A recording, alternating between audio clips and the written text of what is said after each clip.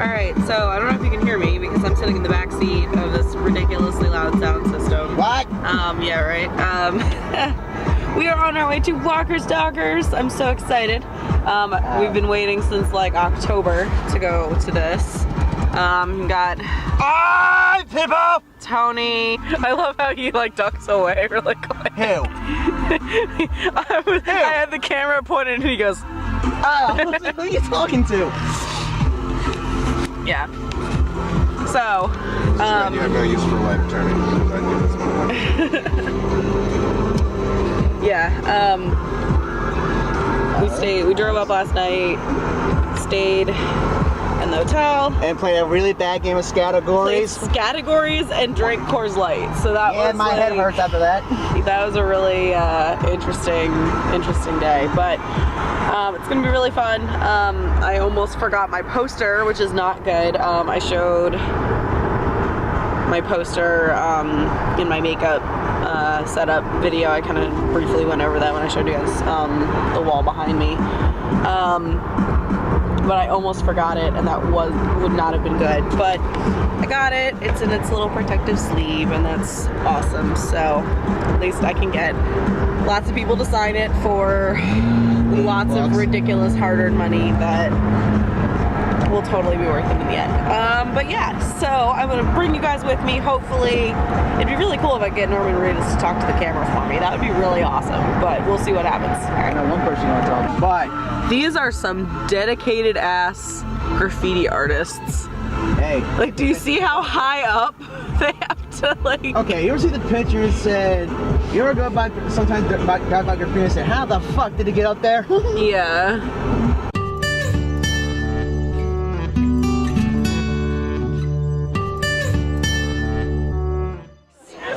So, hi guys, it's Tony, Bree's best friend. We kind of met in the car.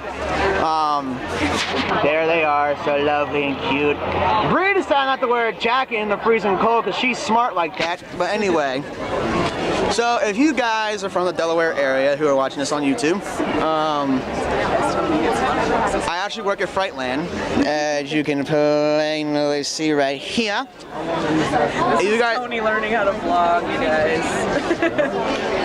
Anyway, since someone interrupted me, so if you guys want a good scary time around Halloween in October, come down to Frightland. It's $30 during the beginning of the season, $35 throughout the rest of the season. It's all for leukemia. You can go to the website www.frightland.com to see all the attractions that we all have. We have 8 in total. So I'll see you guys later inside Stalker. See ya. Alright, so we're still waiting outside in the cold. Tony's photobombing, I know. It is kind of cold. I've since rolled down my sleeves with a 3/4 length shirt.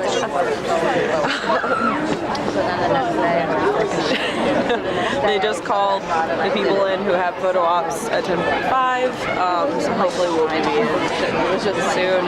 I'm gonna have to deal with this whole day, so She loves me. I do, but that's beside the point. You guys get to see Tony later on in the week anyway, so it's okay. Okay. But hey guys, again, we're getting closer, as you can plainly see. But as you can see right behind us, yeah, we're gonna be lost in that sometime soon. As you can see, we're moving. We're moving. We're moving. Than they are. We're definitely a hell of a lot better off than they are.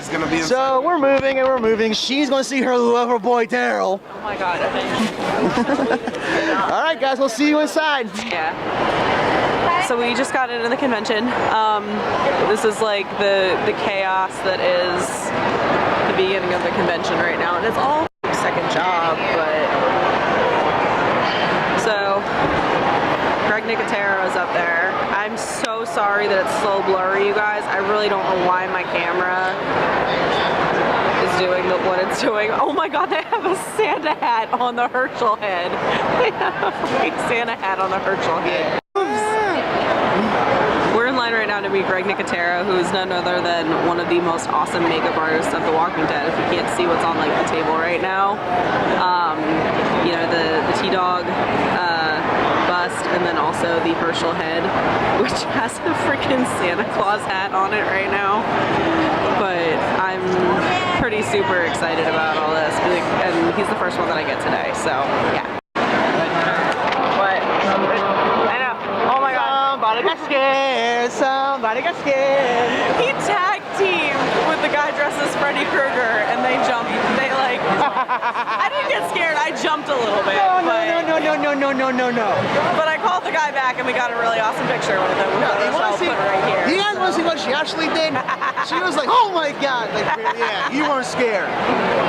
Well, when somebody like straight up comes at you with like Freddy Krueger voice, like that's hysterical. Oh no! I tell her to look behind me. She's like, "What?" She looks off to the right. Shows you how smart she is, people. Oh my gosh, shut up. That was so funny though. So, but yeah, so Jack Coleman. It's like really crowded right now. So our theory, I think, is that we're just gonna kind of hang and possibly let stuff calm down just a little bit. But I don't know. What's going on, guys? It's me again. So I'm about to meet the one and only Morrissey, the governor. See, I'm the smart one in there, all the way back there. By the 6'7" man, they decided to go walk around, but no, I'm smart. I stood here for like a half hour. So, well, hopefully Brian will get back to you guys soon. Can't wait. Today is Human Orchard. We're in a panel right now from Night of the Living Dead. I have had so many of them have really been awesome, and I want to thank you for that. It's just great. What do people talk about when they come up? The last conversation I had before we came here was about shots. about shots? Yes. We talk about everything from It's very crowded in here right now. I feel like I should give the camera to the bird's eye view over here, just so that way you can kind of get a better view of what's going on.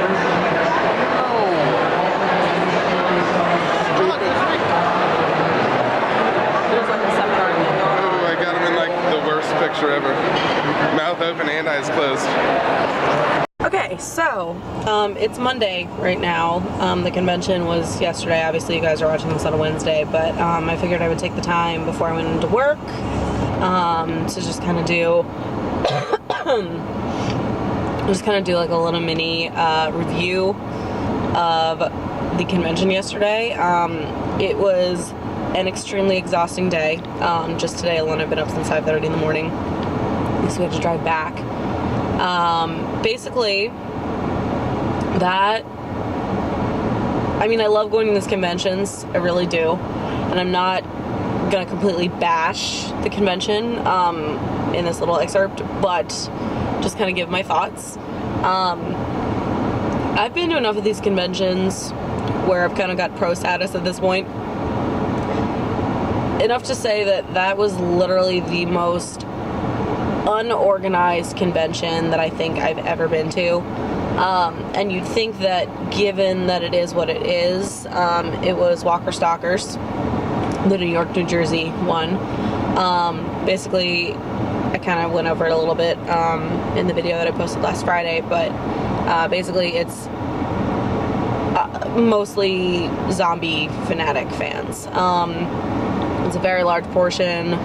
It's about 90% Walking Dead to about 10% of the old school zombie movies like Night of the Living Dead, Dawn of the Dead, Night of the Dead, like Day of the Dead.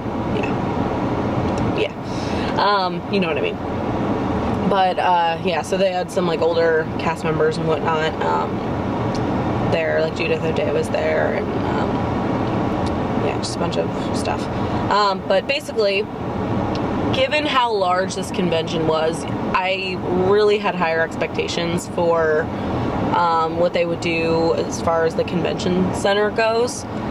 This particular convention center was essentially a giant warehouse room, which is fine for a different type of convention.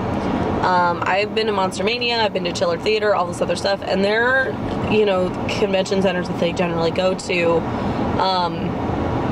they're a lot more planned out. They have different rooms for different people for crowd control. For example, when I went to Chiller Theater and met John Bernthal, who played Shane in The Walking Dead, he and the one guy from Sons of Anarchy, they had their own separate signing room. So there was a line going to that specific room. So it made it a lot easier, you know, people could get around them. It made it really, really easy. Now mind you, they did have specific queue lines, you know, for each person's table, but the problem is they had everything for this convention literally shoved into one room, and then on top of that, they sold out all days to max capacity, which is 1,200 people. So you factor tables, people trying to stand around and wait in line, 1,200 people, tables with vendors, and like, you know, and it was so chaotic.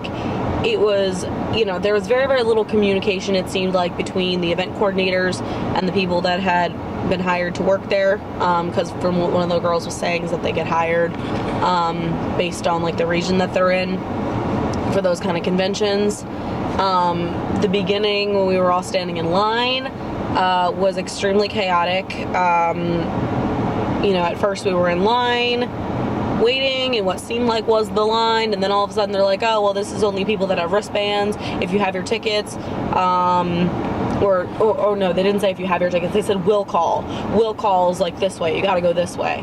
It's like, okay, well, I don't need will call. I've actually got my ticket like in my hand. I just don't have a wristband, so where do I go to get that?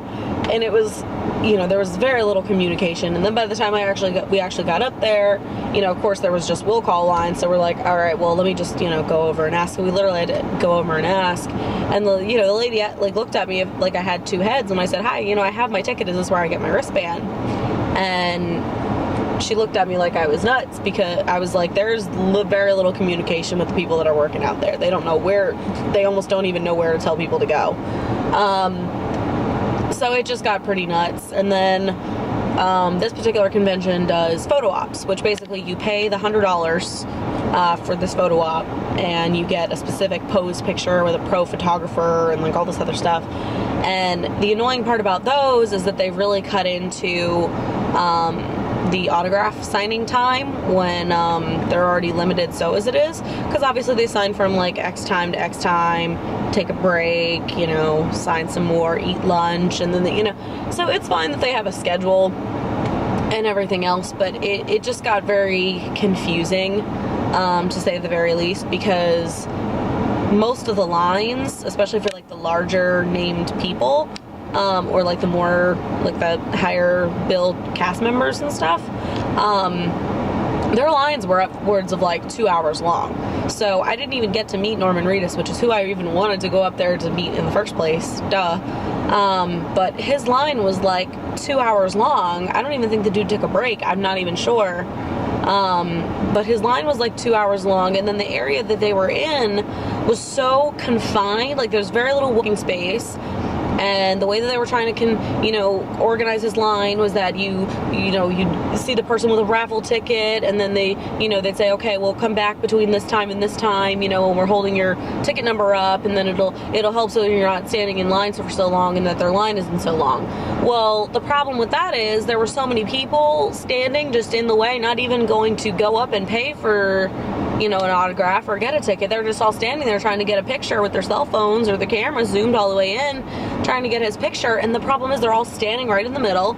I could not even get up to the table with the guy with the tickets to get a ticket in the first place. I was more than happy waiting in the line. Like, I don't even care. I have no qualms in waiting in a line, as long as, okay, there's an end to the line eventually. And for the most part, they run through them pretty quickly if they're just signing, which most of them were just signing autographs. They weren't really doing, like, pictures due to time's sake.